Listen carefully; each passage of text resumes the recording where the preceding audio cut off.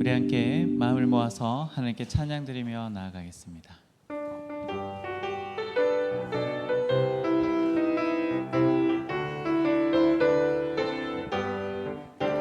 내가 매일 기쁘게 순례의 길 행함은 주의 팔이 나를 안보함이요, 내가 주의 큰 복을 받는 참된 비결은 주의 영이 함께함이라. 성령이 계시네, 할렐루야 함께 하시네. 좁은 길을 걸으며 밤낮 기뻐하는 것 주의 영이 함께함이라. 전에 죄에 빠져서 평안함이 없을 때 예수 십자가의 공로 힘입어 그 발 아래 엎드려 참된 평화 얻음이 주의 병이 함께함이라. 성령이 계시네, 할렐루야 함께 하시네. 좁은 길을 걸으며 밤낮 기뻐하는 것 주의 영이 함께함이라. 나와 동행하시고 모든 염려하시니 나는 숲의 새와 같이 기쁘다. 내가 기쁜 마음으로 주의 뜻을 행하며 주의 영이 함께함이라. 성령이 계시네, 할렐루야 함께 하시네. 좁은 길을 걸으며 밤낮 기뻐하는 것 주의 영이 함께함이라. 세상 모든 욕망과 나의 모든 정욕은 십자가에 이미 못을 박았네. 어두운 밤이 지나고 무거운 짐 벗으니 주의 영이 함께함이라. 성령이 계시네, 할렐루야 함께 하시네. 좁은 길을 걸으며 밤낮 기뻐하는 것 주의 영이 함께함이라. 성령이 계시네, 성령이 계시네, 할렐루야 함께 하시네. 좁은 길을 걸으며 밤낮 기뻐하는 것 주의 영이 함께함이라. 예배합니다. 찬양합니다. 주님만 날 다스리소서. 예배합니다. 찬양합니다. 주님 홀로 높임 받으. 예배합니다. 예배합니다. 찬양합니다. 주님만 날 다스리소서. 예배합니다. 찬양합니다. 주님 홀로 높임 받으소서.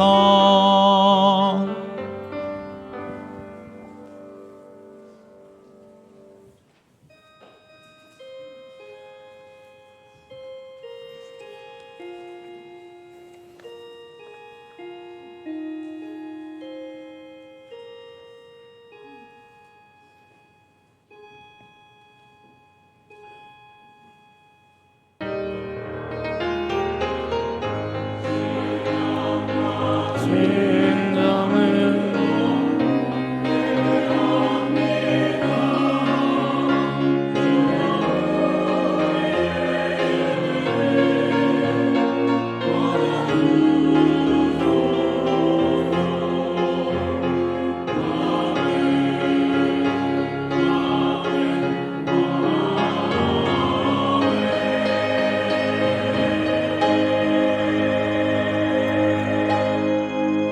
하나님, 무더운 여름 시원한 성령의 바람으로 우리를 깨워주셔서 그 바람에 이끌려 아버지 집으로 나오게 하심을 진심으로 감사드립니다. 이 시간 그 에스겔 골짜기의 마른 뼈를 살린 성령의 바람을 우리 영혼 깊숙한 곳까지 불어넣어 주셔서 새로운 심령으로 성삼위 하나님을 전심으로 예배하게 하시기를 예수 그리스도의 이름으로 간절히 기원드립니다. 아멘.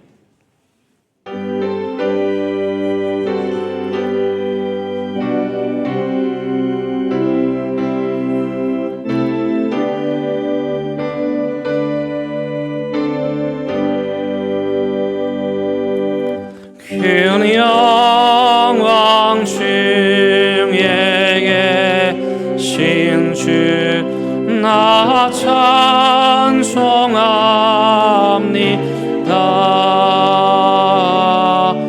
영원히 계신 주 이름 나 찬송합니다.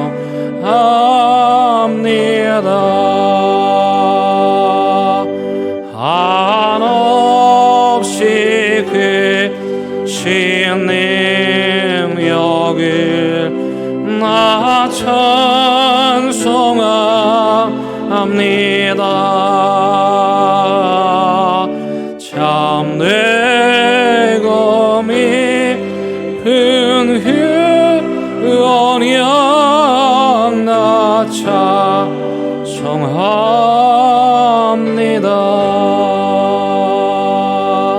온 천지 창조하시던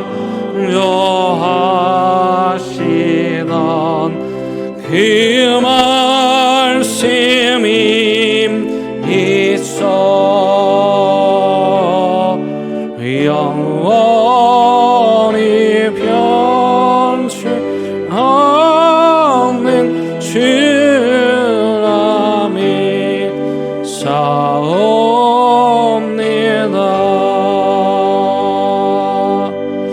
의원이 하신 증서 날 들어주시고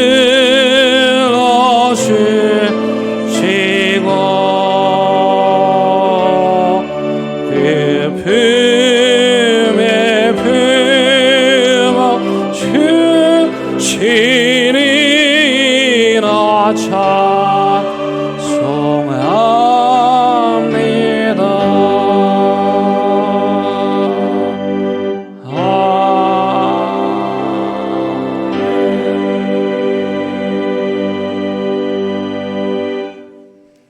하나님이여 주는 나의 하나님이시라. 내가 간절히 주를 찾되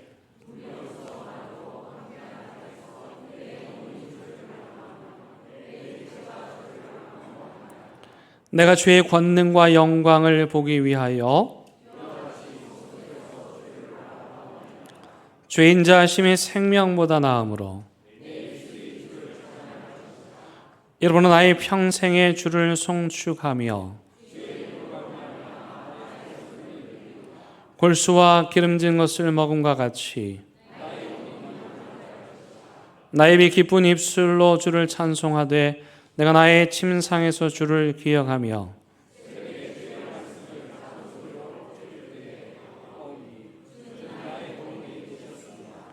내가 주의 날개 그늘에서 즐겁게 부르리이다.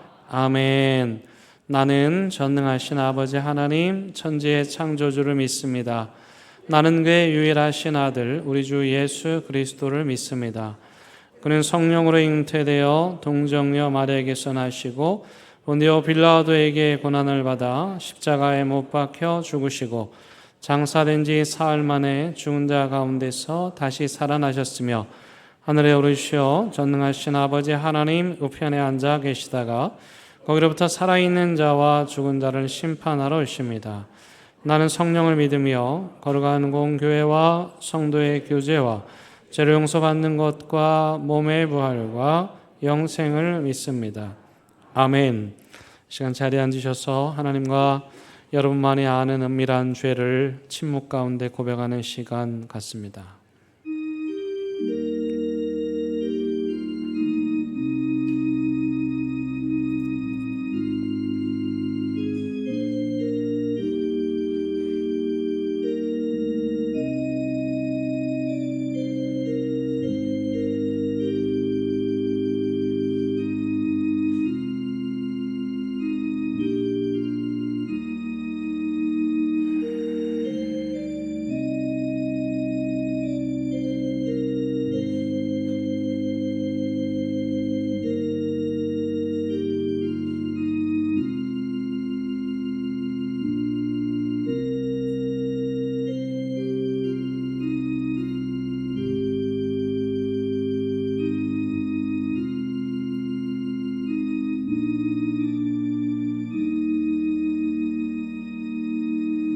여기 참여하는 자들에게 주시는 하나님의 위로와 치유와 용서의 말씀이 있습니다. 여호와가 너를 항상 인도하며 메마른 곳에서도 내 영혼을 만족하게 하며 내 뼈를 견고하게 하리니 너는 물된 동산 같겠고 물이 끊어지지 아니하는 샘 같을 것이라. 내게서 나을 자들이 오래 황폐된 곳들을 다시 세울 것이며 너는 역대에 파괴된 기초를 쌓으리니 너를 일컬어 무너진 데를 보수하는 자라 할 것이며 길을 수축하여 거할 곳이 되게 하는 자라 하리라. 아멘.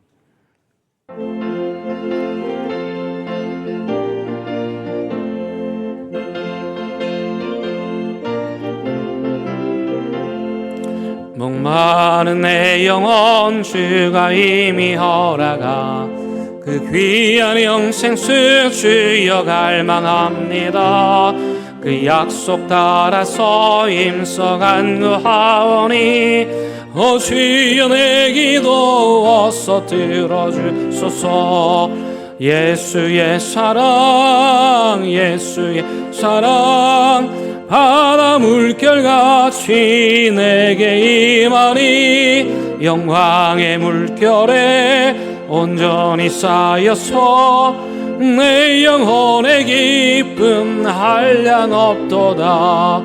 주 내게 약속한 근빈에 주시려 은혜에서 구름 건너편에 떠올라 그 귀한 징조가 내게 밝히 보이니 나 힘을 다하여 주께 간구합니다. 예수의 사랑 예수의 사랑 바다 물결같이 내게 임하니 영광의 물결에 온전히 쌓여서 내 영혼의 기쁨 한량 없도다. 은혜의 소낙비 지금 흡족히 내려 구원의 큰 강물 흘러 차고 넘쳐서 내 취한 모든 죄못 씻어버리니 나 지금 은혜를 충만하게 나네. 예수의 사랑 예수의 사랑 바다 물결같이 내게 임하니 영광의 물결에 온전히 쌓여서 내 영혼의 기쁨 한량 없도다. 그 차고 넘치는 주의 은혜의 물결 힘차게 밀려와 내게 만족합니다. 할렐루야로 주를 찬송하오니 내 마음의 기쁨이 항상 충만함이라. 예수의 사랑 예수의 사랑 바다 물결같이 내게 임하니 영광의 물결에 온전히 쌓여서 내 영혼의 기쁨 한량 없도다.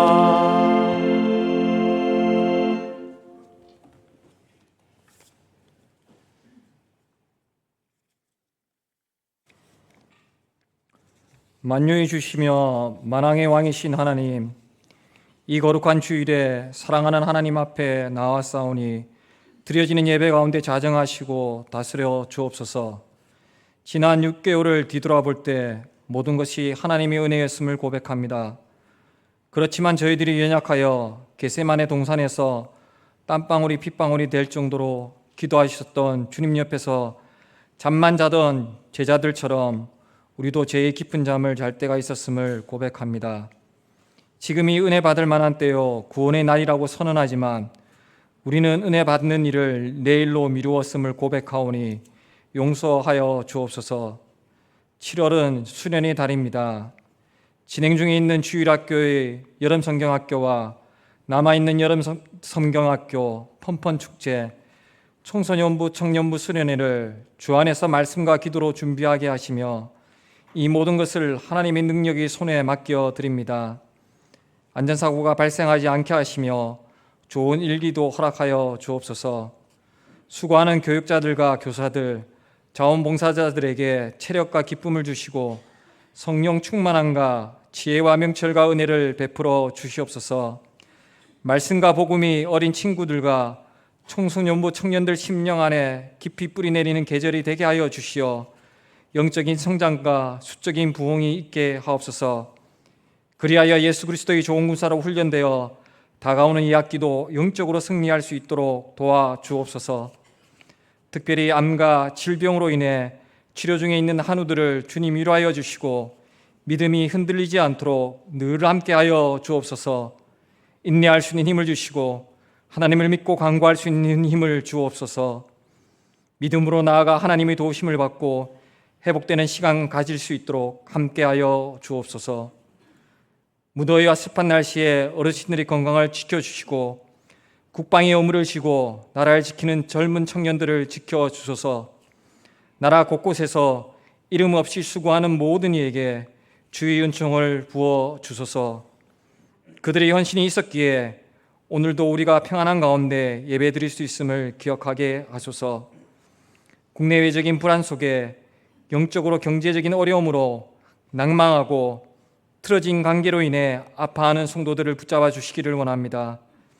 그들의 신음소리를 들어주시고 그들의 한숨 속에 섞인 하나님에 대한 갈망을 살펴 주시옵소서. 그리하여 어떠한 환경과 아픔 속에서도 하나님을 잊어버리지 않고 독수리 같은 새 힘으로 날마다 주님을 소망하며 살아가게 하옵소서. 우리의 마음의 근심이 떠나가게 하시고 두려움과 걱정이 예수 그리스도의 이름으로 떠나가게 하옵소서. 할렐루야 찬양대의 찬양을 받아주시고 찬양으로 인하여 예배드리는 모든 이의 마음에도 살아계시는 하나님을 만나는 기쁨을 누리게 하옵소서. 이 시간 마음의 문이 열리지 못하였다면 그 마음을 어루만져 주시고 함께하여 주셔서 마음 문이 활짝 열리는 시간 되게 하여 주옵소서. 눈에 보이는 것을 추구하는 삶을 살기보다는 하나님이 우리에게 주신 선물 예수 그리스도를 바라보게 하시고 의지하게 하시고 확신하게 하여 주옵소서. 예수님이 길이요 진리요 생명이신 것을 굳게 믿고 어떤 상황 속에서도 주님이 걸어가신 그 길을 따라가게 하셔서 길을 잃지 않고 하나님이 주신 천국에서 참된 삶을 누리는 저희 모두가 되게 하여 주옵소서. 오늘도 목사님을 통해 선포되는 말씀을 통해 위기 현장에서도 예수님이 오심이 복음이 되는 삶을 살아내게 하옵소서. 다시 시작되는 한 주간도 하나님이 베풀어 주신 복을 세어보며 감사하는 나날이 되기를 바라며 길이요 진리요 생명 되시는 우리 주 예수 그리스도의 이름으로 기도드립니다. 아멘.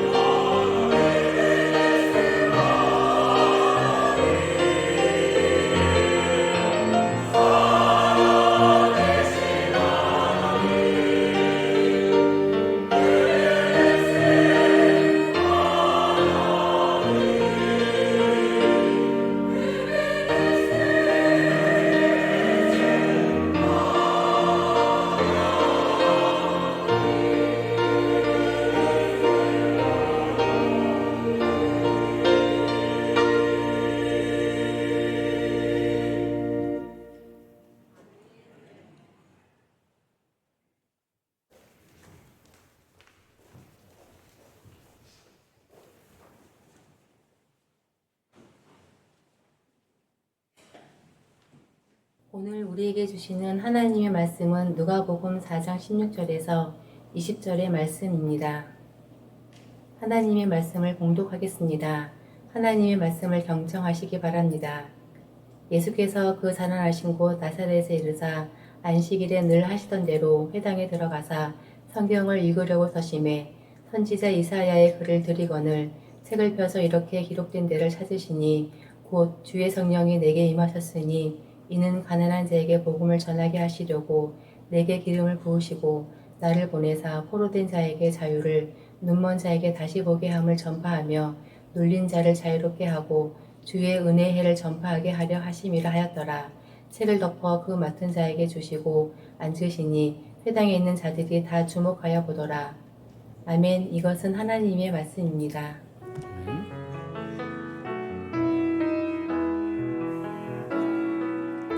이 말씀 따라 사는 동안 지치지 않게 하시고 이 말씀 따라 사는 주님 나라 이루소서.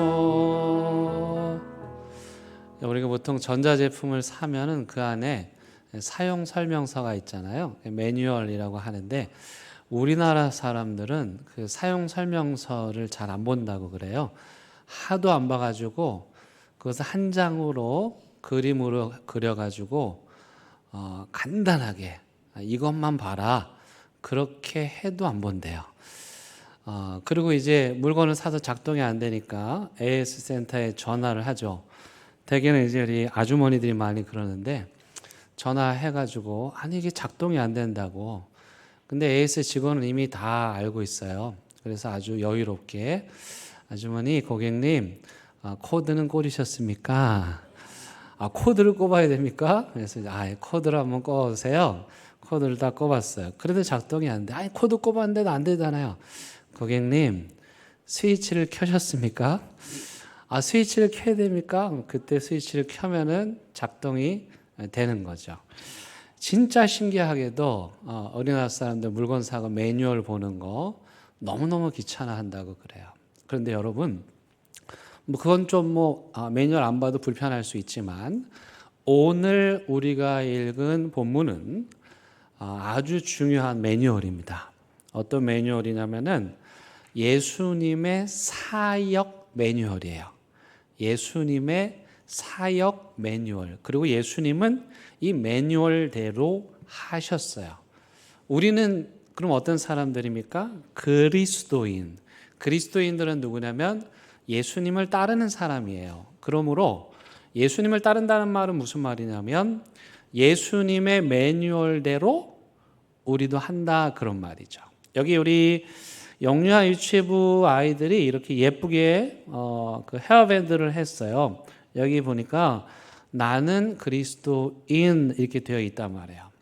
우리가 그리스도인이라고 말한다는 건 우리가 예수님을 따른다는 것이고 그러므로 우리도 예수님께서 사역하셨던 그 사역의 매뉴얼로 삼으셨던 오늘 본문 이 매뉴얼대로 우리가 신앙생활을 해야 된다는 거예요. 그러니까 오늘 되게 중요한 거예요. 우리가 성경 66권을 다 알 수는 없지만 적어도 이건 알아야 돼. 우리가 교회를 다니고 있고 예수님을 따른 그리스도인들이라고 우리가 말하고 있으니까 그럼 우리의 매뉴얼은 뭐냐? 그리스도인의 매뉴얼은 뭐냐? 우리 신앙의 매뉴얼은 뭐냐? 그걸 오늘 예수님께서 보여주시는 거야. 그 매뉴얼을 제가 아주 간단하게 요약을 해 보았습니다. 여러분 잠깐 보여주시면 이 본문 18절 19절에 여러분 모든 문장의 주어와 동사는 하나거든요.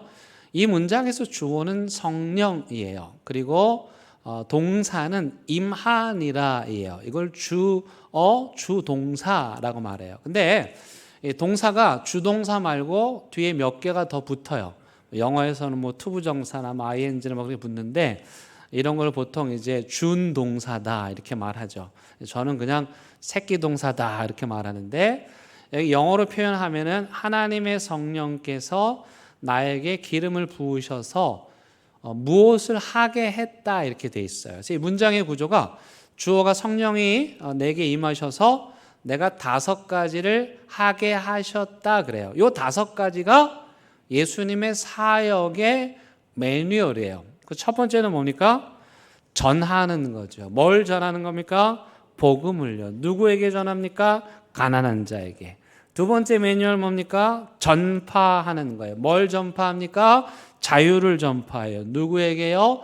포로된 자에게. 그 뒤에 전파하다는 준동사로 4개가 이어지는데 또 전파해요. 뭘 전파해요? 다시 볼 수 있다. 누구에게요? 보지 못하는 눈먼 자들에게. 또 전파해요. 무엇을요? 자유를요. 누구에게요? 억눌린 자에게. 마지막으로 예수님의 사역 매뉴얼 5번째, 전파해요. 뭘 전파해요? 은혜의 해를 전파해요. 이걸 희년이라고 그래요. 희년은 이스라엘 백성들이 이제 50년마다 돌아오는 건데 빚진 사람도 탕감을 받고 노예로 팔려갔어도 자유하게 되는, 집문서 논문서 뺏겼어도 다시 찾을 수 있는 기쁜 해, 그게 희년이에요. 그래서 예수님께서는 전하고 전파하기 위해서 누구에게? 가난하고 억눌리고 포로된 자들에게 자유를, 복음을, 기쁜 소식을 전파하기 위해서 오신 거죠. 이 5가지가 예수님의 사역의 매뉴얼입니다. 그럼 예수님은 이 자신의 사역의 매뉴얼을 자기가 만드신 걸까요? 아니에요. 그렇지 않아요. 이 사역 매뉴얼을 구약에서 가지고 온 거예요. 구약 어디서 가져왔냐면은 이사야서 말씀에서 가져왔어요. 그럼 오늘 이 상황이 벌어지는 그 세팅이 어디입니까? 회당이죠. 교회 같은 곳입니다. 유대인들이 모여가지고 성경을 읽고 말씀을 듣고 교제를 나누는, 예배 드리는 그런 곳이에요. 회당에서 예수님께서 늘 하던 대로, 이게 예수님의 고향이기 때문에 회당에 늘 가신 거죠. 회당에 가셔서 성경을 읽으시는데 그 옆에서 회당 앞에 가면 항아리가 있었어요. 항아리가 있고 거기 성경이 보관되어 있는데, 아니 왜 성경을 항아리에 보관했을까요? 그때 성경은 지금 우리가 보는 책이 아니고 양피지로 만든 두루마리였어요. 돌돌돌돌돌, 영어로 스크롤이라고 그러는 거예요. 그러니까 회당 앞에 항아리에 이사야서가 한 두루마리가 여기 있는 거죠. 이사야서가 66장이거든요. 분량이 꽤 많기 때문에 양피지로 이렇게 해서 돌돌돌 마르면 아마 한 요 정도 크기가 되지 않을까 싶어요. 그래서 그 관리를 하는 사람이 예수님 앞에 오니까 그 여러 가지 책 중에서 이사야 스크롤을 딱 뺀 거죠. 그래서 스크롤을 가지고 예수님께 갖고 왔어요.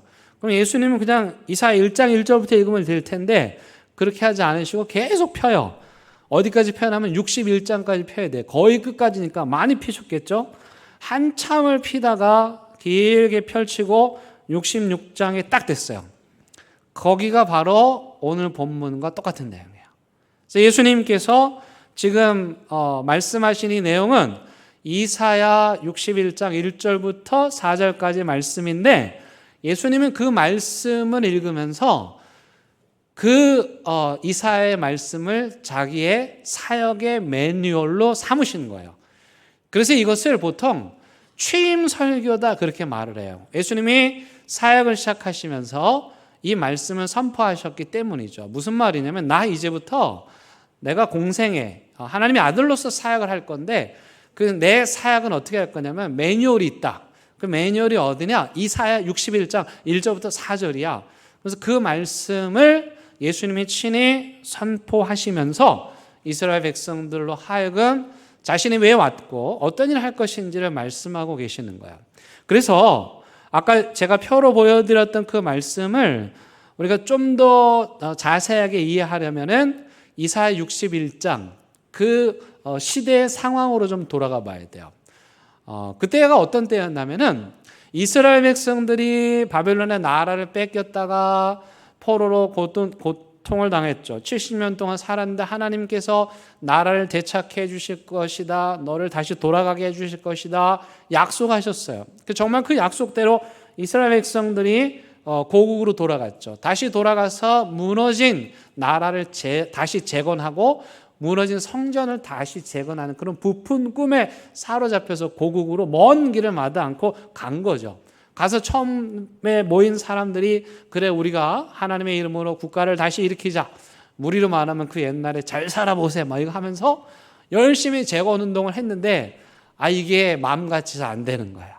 처음에는 뭔가 되는가 싶더니 방해도 있고 또 물질도 필요하고 뭐 이러니까 손발도 안 맞고 하다가 그냥 푹 주저앉고 말았어요. 그렇게 낙심하고 다운되고 우리는 안 되는가 보다. 우리는 이제 그 옛날의 영광을 찾을 수 없나 보다 하고 주저앉아 있었던 상태에 이 이사야 61장의 말씀이 그들에게 선포되는 거죠. 한마디로 말하면 이 이사야의 말씀은 한 사람이 나와서, 그 한 사람은 성령에 사로잡힌 사람인데 그 한 사람이 나타나서, 그 사람을 보통 메시아라고 그러죠. 그 메시아가 나타나서 지금 무너지고 낙심한 이 이스라엘을 다시 일으켜 세울 것이다. 다시 재건할 것이다. 그 약속의 말씀이에요. 근데 이제 여기서 말하는 재건은 제도적이고 어떤 시스템적인 것보다는 낙심한 사람들 마음을 재건하는, 지금 이제 안 된다고 포기하고 주저앉고 있으니까. 여러분, 처음 안 해본 일을 해보는 거하고 했다가 낙심한 거하고 그게 하는 마음이 다릅니다. 처음 하는 거는 그래도 기대라도 하는데 한번 했다가 실패한 일을 또 하는 거는 이게 힘든 일이거든요. 근데 이스라엘 백성들이 그냥 낙심하고 있으니까 성령에 사로잡힌 메시아가 나타나서 먼저 낙심한 사람들의 마음, 상처받고 주눅들고 어둠의 영에 사로잡힌, 그렇게 자기 감옥에 갇혀있는 그런 사람들의 마음을 새롭게 하는, 완전히 뒤집어 놓는, 그렇게 다시 회복시켜서 그들을 통해서 하나님의 역사를 다시 써갈 것이다. 이 말씀이 바로 이사야의 말씀인 거예요. 그래서 이 하나님의 영에 충만해서 무너진 이스라엘 공동체를 다시 일으켜 세우도록 격려하는, 가난하고 눌리고 보지 못하고 듣지 못하는 그들을 일깨우는 그 하나님의 사람이 하는 일은 크게 뭐냐면은 크게 두 가지인데, 첫 번째는 그들의 정체성을 다시 일깨우는 거예요. 그들이 누구인가? 우리가 누구인가? 우리는 하나님의 자녀고 하나님이 우리를 선택하셨고 우리는 하나님의 축복받은 백성이었다는 사실을 그들로 깨닫게 해주는 거죠. 여러분, 내가 누구인가를 아는 게 얼마나 중요한지 몰라요. 그러면 사춘기 청소년 아이들이 자주 무너집니다. 왜 그렇습니까? 어느 날 거울을 보니까 이상하게 못생긴 것 같아서 기가 죽기도 하고, 우리 집이 내가 보니까 밀어주지 못할 것 같아서 괜히 낙심하기도 하고, 그럼 그 마음이 그 순간에 지옥이 돼버리는 거죠. 내가 누구인지 모를 때 엄마 아빠가 날 사랑하지 않는 것 같기도 하고, 아무리 봐도 난 다리 밑에서 주워온 것 같기도 하고, 막 그런 생각이 밀려올 때 그 삶이 무너지는 거죠. 그래서 이 메시아는 그들로 하여금 아니 그런 사람이 아니야. 우리 하나님의 귀한 존재들이야. 하나님이 우리를 선택하셨고 우리는 하나님의 백성이, 이걸 계속해서 격려하는, 정체성을 일깨우는 거예요. 두 번째는 뭐냐면 사명을 일깨우는 거예요. 우리는 그냥 그저 존재하는 것으로 끝나는 게 아니고 우리의 존재 자체로 하나님으로부터 부여받은 사명이 있는데, 그건 뭐냐면 이방 땅, 가난한 자들, 눈먼 자들, 보지 못하는 자들, 눌린 자들, 그들을 다시 일으켜 세우는 그런 거룩한 소명을 받은 사람이야. 이걸 일깨우는 거죠. 그래서 이사야 61장 1절부터 4절, 오늘 누가복음 4장 18절 19절 이 말씀의 의미는 뭐냐면 한마디로 말하면 살리는 거예요. 아까 제가 말씀드린 5가지 전하고 전파하고 이걸 한 단어로 말하면 뭐냐면 살리는 거예요. 그러므로 예수님의 사역 매뉴얼을 한마디로 말하면 뭡니까? 한마디로 말하면 뭡니까? 살리는 거. 이게 되게 중요한 거예요. 오늘 저하고 이거는 쇼부를 봐야 돼. 제가 보니까 교회 다니는 사람들이 신앙생활 오래 했는데 자기가 뭘 해야 되는지를 몰라요. 사역의 매뉴얼이 뭔지를 몰라요. 여러분들이 뭘 해야 될지 모를 때 이 본문을 읽으세요. 우리의 사역의 매뉴얼이에요. 한마디로 정리하면 뭐라고요? 살리는 거예요. 예수님의 사역 매뉴얼을 정리하면 살리는 거예요. 그리스도인들의 사역 매뉴얼, 뭐 해야 될지 모르는데 정리하면 살리는 거예요. 근데 요 두 본문에서 이사야와 예수님 말씀하신 누가복음의 본문에 똑같이 공통점이 있죠. 누가 이 일을 합니까? 이사야서에서는 메시아가 장차 나타날 메시아. 근데 그 사람은 누구에 사로잡혔죠? 성령님에 사로잡힌 거예요. 오늘 누가복음에서는 예수님이 그 메시아를 누구라고 말합니까? 그럼 본문 18절 보시면 주의 성령이 누구에게? 예수님이 분명하게 말하죠. 내게라고 말해요. 그 구약에서 예언한, 이사야에서 예언한 성령에 사로잡혀 이스라엘 공동체를 회복하고 살리는 일을 할 그 사람이 바로 나다, 그 얘기를 하는 거죠. 그러므로 우리도 예수님을 따라서 살리는 일을 하는 사람들로 하나님께 부름을 받은 거죠. 누구를 살려요? 아까 보셨던 것처럼 눌린 자들, 가난한 자들, 포로된 자들, 갇힌 자들, 억울한 일을 당한 자들, 그들을 살리는 거죠. 생명의 역사, 살리는 역사, 그게 그리스도인들이, 예수님을 따르는 사람들이 해야 하는 거예요. 근데 그걸 언제 합니까? 언제? 여기 아까 희년을 마지막에 말씀하셨잖아요. 이 이사야서의 말씀으로 보면 50년 기다려야 돼. 근데 여러분 50년이 말이 50년이지 어떤 한 사람에게는 인생이잖아요. 뭐 가령 내가 어려워서 빚을 졌고 집문서를 잡혔는데 50년을 기다려야 그걸 다시 되찾는데 나는 죽을지 살지 모르는 거예요. 근데 오늘 보세요. 예수님이 이 일들, 살리는 일들, 하나님의 은혜가 선포되는 일들이 언제 일어나느냐? 여러분 21절 보십시오. 예수께서 그들에게 말씀하시되 이 글이, 예수님께서 읽으신 이사야 61장 1절에서 4절이 언제? 오늘, 지금 예수님이 읽는 이 순간 현재적으로 이루어진다. 이게 하나님의 약속의 말씀인 거예요. 근데 여러분 이게 어떻게 가능할까요? 우리 힘으로는 안 되죠. 어떻게 가능할 수 있을까? 14절입니다. 예수께서 무엇으로? 성령의 능력. 여기 뭐라고 되어 있습니까? 성령의 능력으로 부흥하는 교회. 어떻게 부흥한다고요? 네, 그냥 부흥 안 되는 거예요. 사람의 능력으로 부흥 안 되는 거예요. 프로그램으로 부흥 안 되는 거예요. 뭘로? 성령의 능력으로 부흥하는 거예요. 그러니까 우리가 예수님처럼 살리는 일을 할 수 있는 비결, 그건 뭐냐면 성령의 능력을 힘입을 때 가능한 거예요. 그럼 성령의 능력을 힘입었을 때, 성령의 능력으로 충만할 때 어떤 일이 일어나느냐? 성령의 충만함을 받으면, 성령에 사로잡히면 가장 먼저 나타나는 현상이 자기 부인입니다. 나를 부인하는 거예요. 그러니까 여러분, 교만한 사람들은 성령과 거리가 먼 사람들입니다. 잘난 척하는 사람들, 성령과 거리가 먼 사람, 성령이 뭔지 모르는 사람들이에요.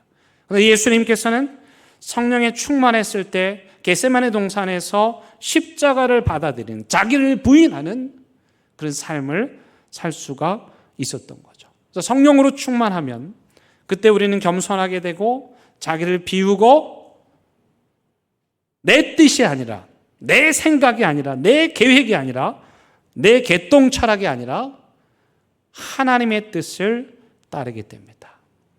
두 번째, 성령으로 충만하면은 그 시대에 가난하고 힘이 없고 변방에 흩어져 있는 이 세상을 향해서 큰 소리 한번 쳐보지 못하는 그런 약자들을 향해 가게 됩니다. 예수님이 산상순에서 그런 말씀하셨습니다. 가난한 자가 복이 있다.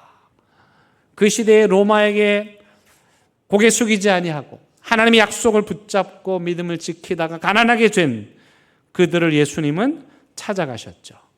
너무 그렇게 하셔가지고 오죽하면 예수님의 별명이 가난한 자들의 친구, 세리와 창기들의 친구였을 정도였습니다.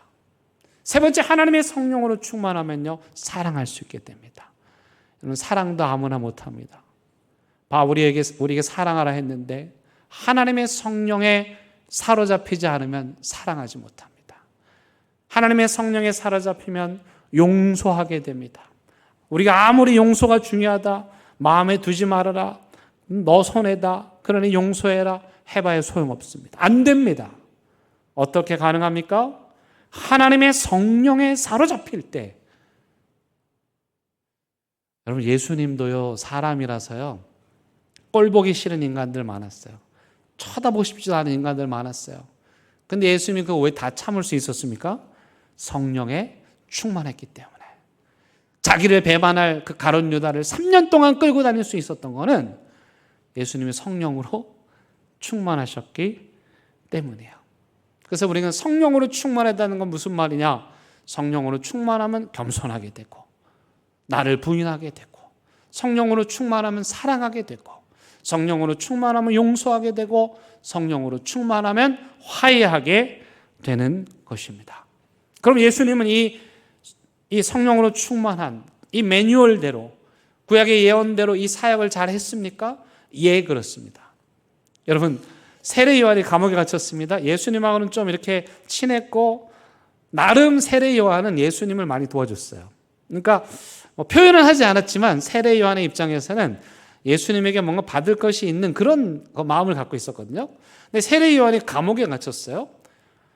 세례 요한이 감옥에 갇히면 어떤 일이 일어나야 되는가? 세례 요한의 생각에는 하다못해 면회를 오든지, 바쁘면 이렇게 좀 사식을 넣든지 그래야 되는데 예수님이 코빼기도 안 비치는 거야.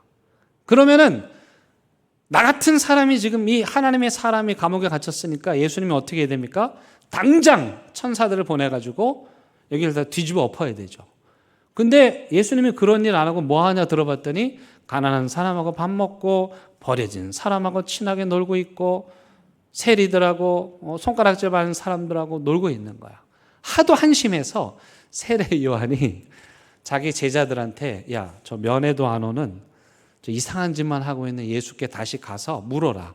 나는 저 사람이 메시아라고 철석까지 믿고 지금까지 왔는데 저 인간 하는 짓을 보니까 아무래도 내가 잘못 짚은 것 같다. 가서 물어봐라. 진짜 메시아가 맞는지, 아니면 우리가 다른 메시아를 찾자. 그리고 세례 요한이 제자들을 보내거든요. 근데 예수님 뭐라고 답한 줄 아세요? 예수님도 약간 이렇게 좀 심술구 주세요. 그 정도 물으면 미안하다. 내가 좀 찾아가 봤어야 되는데 미안하다. 사실 나 메시아 맞으니까 계속 우리가 잘 지내보자. 이래야 되는데 예수님 뭐라고 말하냐면은 오늘 본문 말씀을 하세요. 가서 전해라. 가난한 자에게 복음이 전파되고 눈먼 자가 보게 되고 눌린 자가 자유하게 되고 내가 지금 그 일을 하고 있다. 세례 요한은 그 말을 듣고 딱 알아들은 거죠. 아하, 이분이 진짜 메시아가 맞구나. 이사야 61장에서 예언된 하나님의 성령으로 충만해서 그 시대에 가난하고 연약한 자들의 편이 되어주고 그들을 일으켜주고 그들과 함께 해주고 그들을 살려내는, 저분이 메시아 맞구나. 예, 그렇게 생각하게 된 거죠. 근데 여러분, 예수님께서 오늘 거창하게 자신의 비전을 선포하시고 내가 이렇게 사역할 거라고 사역의 매뉴얼을 딱 발표하셨는데 이 일을, 이 예수님의 사역을, 즉 살리는 사역을 방해한 사람들이 있습니다. 그게 누구일까요? 저 교회 밖에 로마 황제일까요? 아니면 헤로드 왕일까요? 아이러니하게도 이 예수님의 사역을 초장부터 태클 걸고 가로막은 사람들은 바로 회당 안의 사람들입니다. 지금 예수님 회당 안에 계시잖아요. 회당은 오늘날로 말하면 교회인데 이 사람들이 예수님께서 그 앞에 나와가지고 이렇게 성경을 읽고 그 일을 할 게 바로 나다 이렇게 말하니까 이 사람들이 뭐라고 하냐면 콧방귀를 뀌는 거죠. 왜냐하면 예수님이 이 회당은 어려서부터 다닌 회당이에요. 그러니까 다 예수님에 대해서 알고 있는 거죠. 예수님이 어렸을 때는 이 자리에 앉아서 하나님 말씀을 들었는데 이제 예수님이 앞에 나가서 성경을 읽을 때가 돼가지고 성경 읽으니까 이 회중석에서 예수님의 말씀을 듣고 이 말씀이 바로 나라고 내가 이 매뉴얼대로 사역할 거라고 말했더니 사람들이 뭐라고 합니까? 야, 너 많이 컸다. 코 찔찔 흘리고 다닐 때가 엊그제 같은데, 야, 벌써 앞에서 성경도 읽고, 어유, 뭐 좀 하는데, 이렇게 비아냥을 거리는 거예요. 조금 더 앞으로 가서 마가복음 1장에 보면은 예수님이 회당에 찾아간 또 다른 사건을 말하는데요. 예수님이 회당에 딱 갔더니 그 회당 안에 갑자기 소동이 벌어집니다. 어떤 사람이 딱 일어나더니 예수님을 향해서 예수여, 하나님의 아들 예수여, 나를 괴롭게 하지 마십시오. 이렇게 말합니다. 왜냐하면 그 사람이 귀신 들린 사람이었어요. 여러분, 그러니까 그 회당은, 그 교회는 귀신 들린 사람이 왔는데 몰라본 거예요. 요즘으로 말하면 담임 목사가 귀신 들려서 여기 와가지고 예배를 방해하고 있는데 그걸 몰라보는 거예요. 교인들 어느 누구도 모르는 거예요. 심지어 예수님이 왔는데도 모르는 거예요. 누구만 예수님을 알아봤습니까? 귀신만 예수님을 알아본 거예요. 정말 귀신 고갈 노릇이에요. 하나님의 사람들은 자기가 목사고 교회 좀 다녔네 하는 사람들은 예수가 온 것도 귀신이 온 것도 모르는 성령이 없는 교회. 성령이 없는 교회가 그렇게 비참한 거예요. 대한교회는 어떻습니까? 하나님의 성령에 사로잡혀서 살리는 일을 하고 있습니까? 매뉴얼 따라 예수님 매뉴얼대로 하고 있습니까? 뭐만 좀 하려고 그러면 안 되는 게 너무 많아. 여러분, 이 그림 한번 보여드릴게요. 명품 그 로고 있는 그림 한번 봐요. 여러분, 이거 상표 다 아시죠? 다 아시죠? 아니, 우리가 늘 사는 거잖아요, 저거. 예? 저거 발냄새가 나, 저거. 이브 생노랑 뭐 이런 거. 저거 다 명품 여러분들 늘 사시는 거잖아요, 그렇죠? 예, 저 로고가 붙으면 백화점에서 팔리고 저 로고가 없으면 부산 진시장에서 팔립니다. 제가 볼 때는 구분이 안 가, 둘 다 똑같아. 그러니까 저 회사 입장에서는요, 저 상표가 엄청 중요한 거죠. 그게 붙느냐 안 붙느냐에 따라 가격이 달라지는 거예요. 자존심이에요.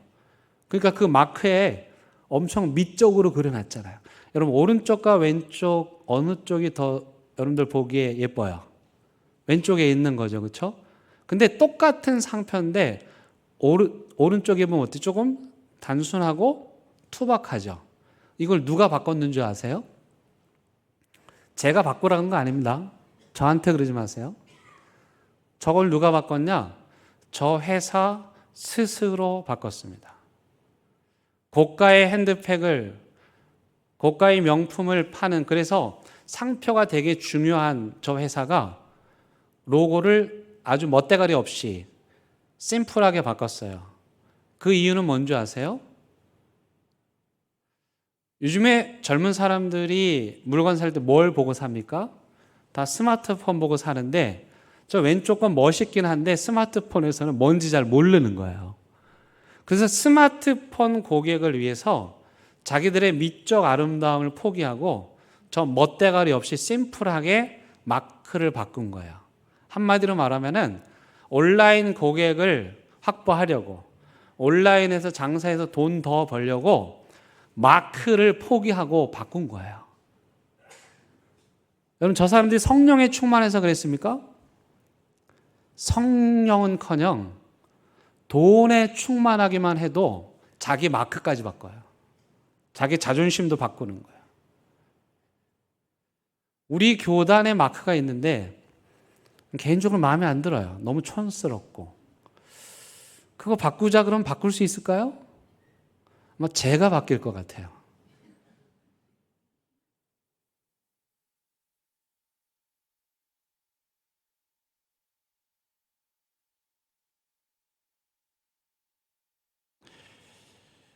미국에 가면은 주마다 유명한 햄버거들이 있습니다. 땅덩어리 하도 크니까 맥도날드는 뭐 모든 주에 있지만 어떤 햄버거들은 그 주에 가야만 먹을 수 있어요.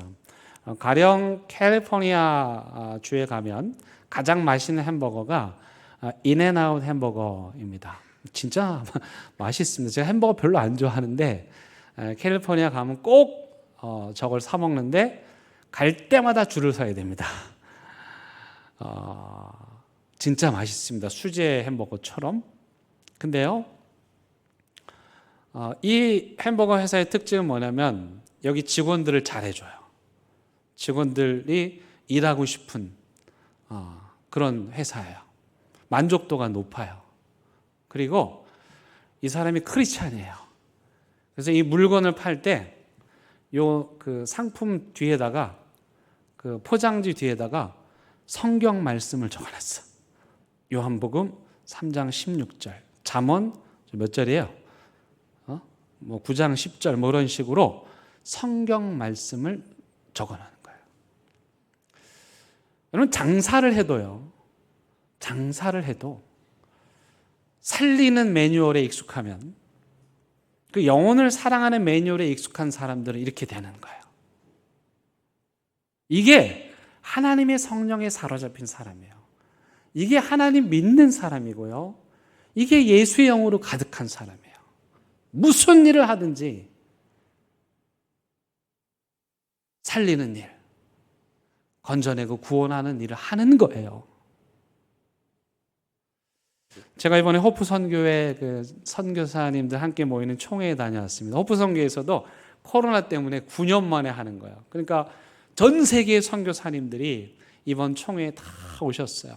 얼마나 은혜로웠는지 몰라요. 덕분에 저는 전 세계에서 오신 선교사님들 한 분 한 분을 뵙고 또 교제 나누고 또 우리와 또 아는 분들도 계셔서 인사도 드리고 함께 기도하고 함께 자녀들 얘기도 하고 또 소그룹 모임도 하고 정말 좋은 시간을 보냈습니다.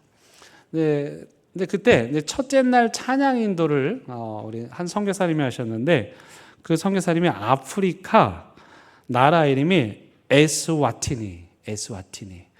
여러분 들어보셨어요? 잘 모르시죠? 모르시는 게 당연해요. 왜냐하면 나라 이름이 최근에 바뀌었어요. 국왕의 이름을 바꿔버렸대요. 그래서 나라 이름이 에스와티니야. 그래서 그 선교사님 찬양인도 하셨던 선교사님께서 요거 에스와티니라고 써 있는데 요 초를 저한테 선물로 주셨어요. 이게 붙을지 안 붙을지는 제가 확신이 없어요. 근데 이 선교사님이 첫날 찬양을 하는데 아주 심플한 영어 찬양인데 굉장히 큰 은혜를 받았어요. 그거 라이브로 생생하게 한번 보여드릴게요.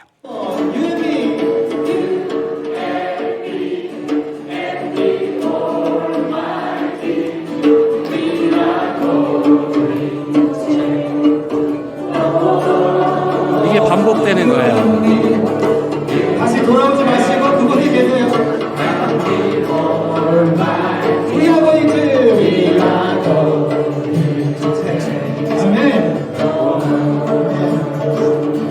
요게 계속해서 반복되는데 여러분 쉽죠?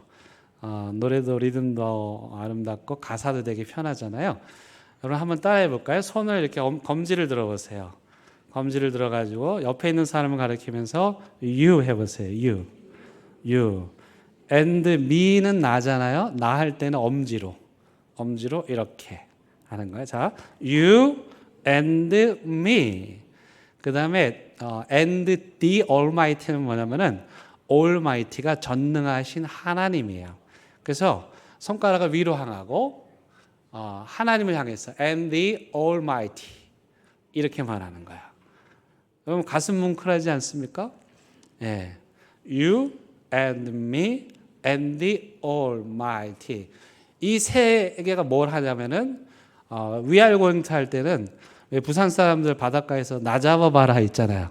그때 도망가라 이거 나 잡아봐라. We are going to change. 바꾸다는 뜻이죠. 뭘 바꿔요? The world는 이렇게 동그랗게 하는 거예요. 그래서 you and me and the Almighty we are going to change the world 이렇게 하는 거예요. 여러분 재밌죠? 요거 청소년부 수련회에서 할 거니까 하고 싶으신 분들은 오세요. 영어 찬양을 배워버렸네요. 근데 제가 가슴 뭉클한 거는 너와 내가 그리고 누가? 하나님께서. The Almighty는 전능하다 그런 뜻이에요. 능력이 있다는 뜻이죠. 그분은 모든 것을 하실 수 있다. God is able. 하나님 모든 걸 하실 수 있다. Almighty God. 요 세 개가 뭉쳐가지고 뭘 한다고요? We are going to는 할 거다는 뜻이죠. Change, 세상을 변화시킬 거다. The world. 어떻게 변화시킬까요? 눌린 자를 자유하게 하고 가난한 자를 부하게 하고 갇힌 자를 자유하게 하는, 한마디로 말하면 죽어있는 자를 살리는, 이게 바로 저와 여러분들이 해야 되는 일입니다. You and me and the Almighty. 우리 모두가 하나님과 함께, 우리 대한민국의 성도들이 하나님과 함께 change the world, 이 세상을 생명으로 바꾸고 변화시킬 수 있기를 바랍니다. 근데 누구의 능력으로요? 아멘. 감사합니다. 여기 두 번째 단어, 누구의 능력으로? 우리 힘으로는 안 돼. 우리 힘으로는 못 살리고요. 우리 힘으로는 용서 못 하고요. 우리 힘으로는 화해 못 하고, 우리 힘으로는 사랑 못 하고, 오직 성령의 능력으로 가능합니다. 함께 찬양합니다.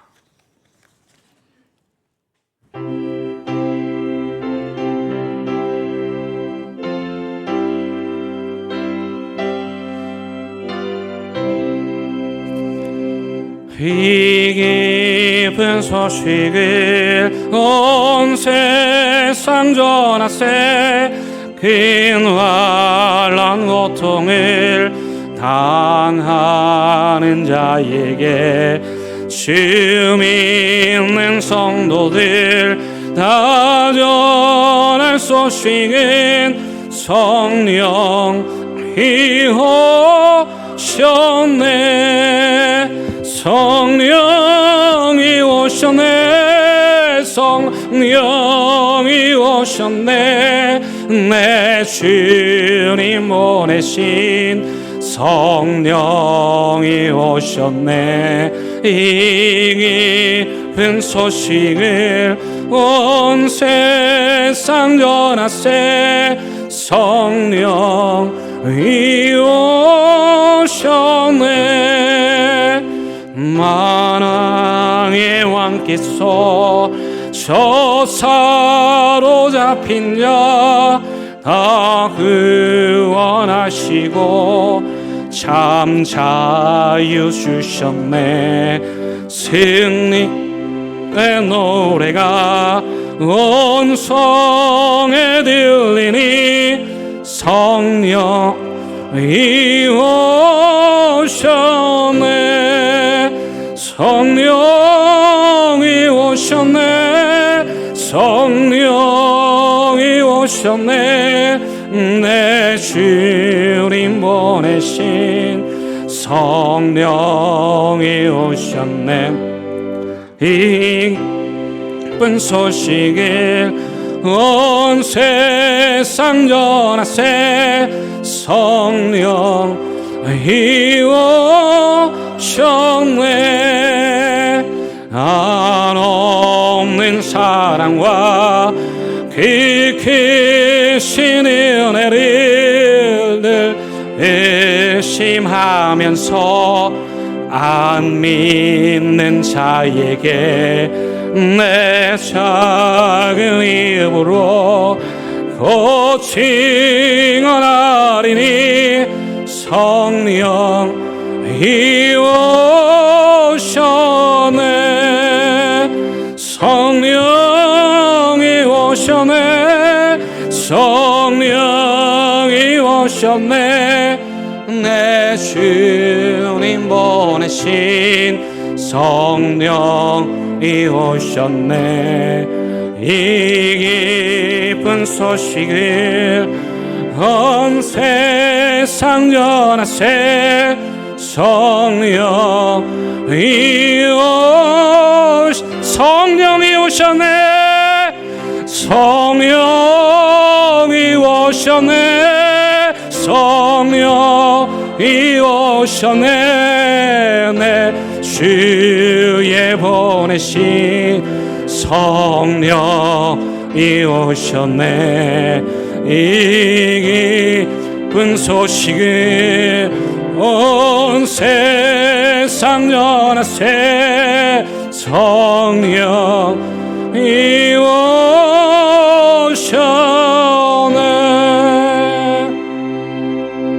여러분, 이 시간 같이 기도할 건데요, 이렇게 기도할 거예요. 이 시간 기도할 때 믿어지지 않는 사람들, 이 성령님이 믿어지지 않는 사람들, 또 삶이 무너진 사람들, 이 세상을 향해서 큰 소리 한번 쳐보지도 못하고 인생에 구겨진 사람들, 이 기쁜 소식 모른 채 어둠에 그늘진 곳에 살아가는 심령들이 있다면, 이 시간에 하나님의 성령께서 그 심령에 쑥 들어가셔서 그 심령을 변화시키시고 믿음을 주시고 일으키시고 살리시고 회복시켜 주실 줄로 믿습니다. 이 시간에 여러분, 가슴에 답답하죠? 꽉 막혀 있죠? 뭔가를 하고 싶은데 잘 되지 않지요? 성령 하나님 믿고 싶은데 믿어지지 않지요? 이 시간에 여러분, 기도할 건데 큰 소리로 하나님 외치면서 하나님 앞에 기도하도록 하겠습니다. 하나님, 하나님, 하나님, 이 시간에 주님의 성령을 우리 심령 가운데 불어넣어 주시옵소서. 믿지 않는 마음에 믿음을 주시옵소서. 회의적인 마음에 믿음을 주시옵소서. 낙심한 마음에 희망을 주시옵소서. 어둡고 우울한 마음에 희망의 빛을 주시옵소서. 사는 게 사는 것 같지 않은 인생에 생명의 은혜를 부어주시옵소서. 성령의 능력으로 사랑하고 성령의 능력으로 화해하고 성령의 능력으로 평화를 이루게 하여 주시옵소서. 성령의 능력으로 가정을 살리고 성령의 능력으로 교회를 살리고 성령의 능력에 사로잡혀 이 어둠과 절망을 일으키고 성령의 능력에 사로잡혀서 죽음과 맞서 싸우고 성령의 능력에 사로잡혀 살리고 또 살리게 하옵소서. 우리 모두가 한 마음이 되어서 하나님과 함께 어둠과 절망의 땅을, 죽음과 공포의 땅을 하나님의 이름으로 살려내도록 주님의 성령이여 이 시간 대언께 속한 모든 심령들의 마음 속에, 온라인 예배 드리고 있는 그 심령의 마음 속에도 하나님의 성령이여 쑥 들어가 주시고 충만하여 주시고 임재하여 주시고 다스려 주시옵소서.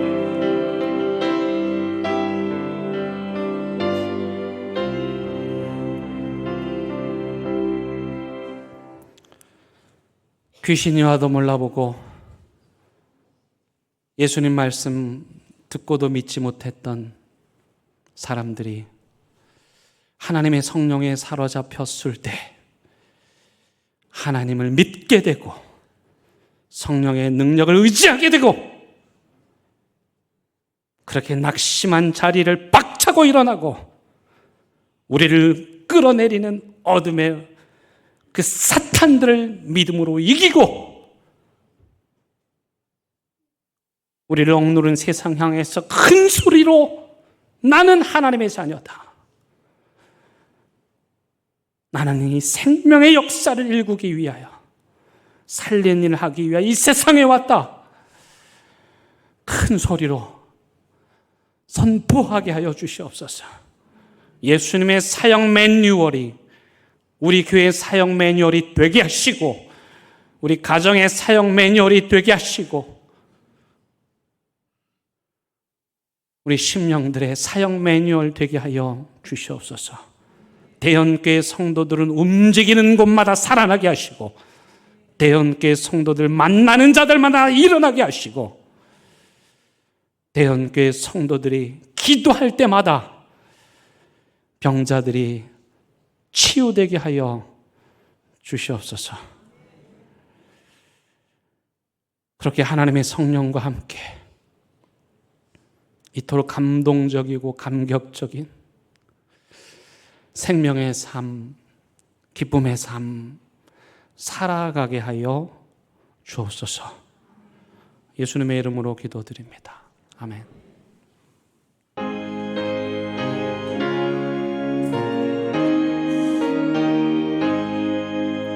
진리와 생명 되신 주 이름을 바치옵니다. 믿음과 소망 사랑에 악마음 내게 하소서.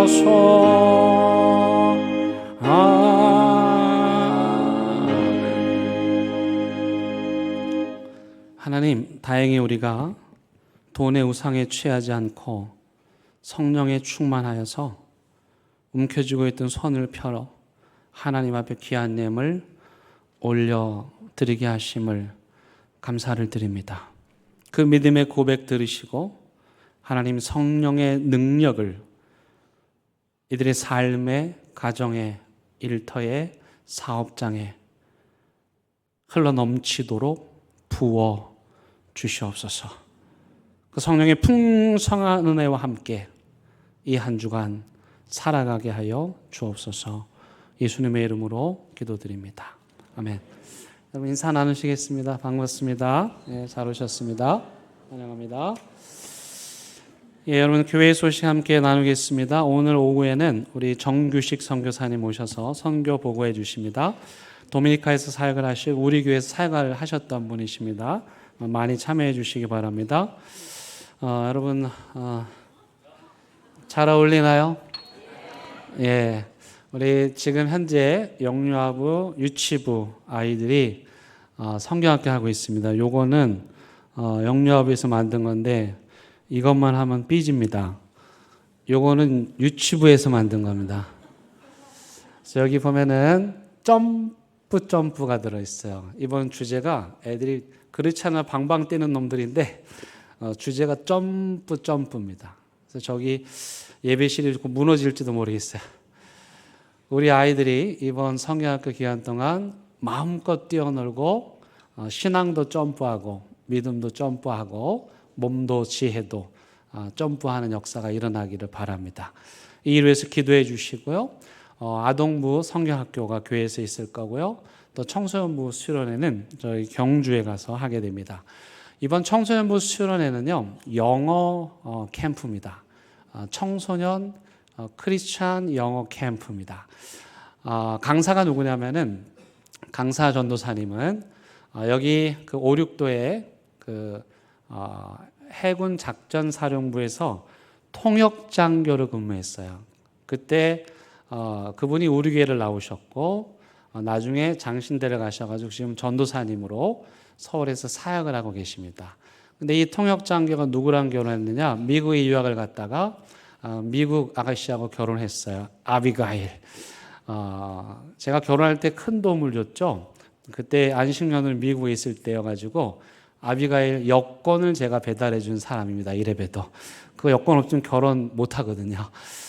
그래서 그때 결혼을 했고 지금은요 2살, 4살 아들 2 그리고 뱃속에 셋째까지 있습니다. 그래서 요 부부가 다 아이들까지 수련회 와가지고 우리 청소년들이 영어 캠프를 합니다. 또 뉴욕에서 유학한 한 선생님도 오셔가지고 함께 할 겁니다. 제가 이렇게 말씀드린 이유는 뭐냐면은 우리 청소년부 수련회에 여러분들 주변에 말하세요. 대형교회 우리 교회에서 영어 캠프 한대. 영어 캠프 엄청 비싸거든요. 예, 우리는 아주 저렴합니다. 그러니까 교회 안 다녀도 돼. 우리 교회 안 나와도 돼. 캠프만 와도 돼요. 예, 물론 캠프만 오면 계속 오게 되겠지만 어찌됐든 예, 주변에 알리셔가지고 청소년, 중학교, 고등학교 여기 안내문도 있어요. 그 가지고 가가지고 꼭 가라. 우리 교회에서 미국 사람이 원어민이 직접 와서 영어 캠프 한다. 돈 주고 딴 데 보내지 말고 이번 수련회 많이 보내주셔가지고 우리 아이들 영어도 늘고 또 믿음도 성장할 수 있기를 바라겠습니다. 다른 광고는 주보를 참조해 주시고요. 성경 일독 하신 우리 김정희 집사님, 또 새가족 수료하신 김영희, 박정학, 윤일희, 홍혜진 성도님, 또 새가족 등록하신 최혜금, 박금아 성도님, 우리 큰 박수로 축하하고 격려하도록 하겠습니다. 다 함께 일어나셔서 결단의 찬양 부르시겠습니다.